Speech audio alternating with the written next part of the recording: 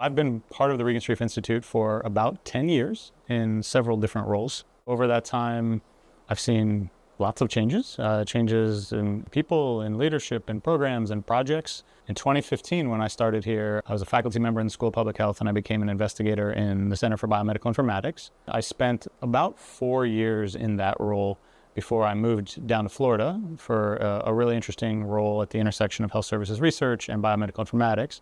Spent about 3 years at Florida before coming back. And most recently, I continue to be a scientist in the Center for Biomedical Informatics.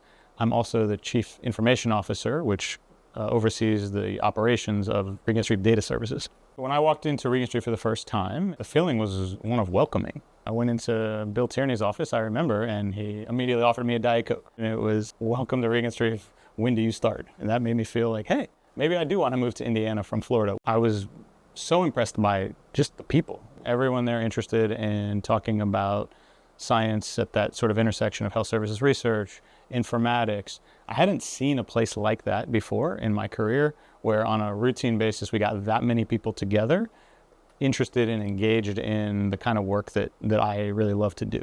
That was still part of what excited me to come back to the Institute in 2022, that community of people who are all engaged around healthcare research that matters. Having lots of people with diverse research interests, with diverse knowledge and research methods, clinical care, other types of skills that we need to do impactful research, that's amazing. That means great collaboration, and that means more impact on the kinds of outcomes that we want. The next 5 to 10 years for Regenstrief, what I would love to see, and I think we can do, is continue our focus on the healthcare and the public health questions and outcomes that matter. We want to do research that translates to real world impact. We don't want just to put research papers onto a shelf.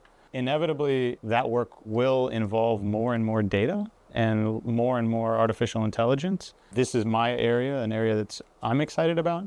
And I think it's just inevitably an area that is sort of taking over the world, and we have to be a leader in.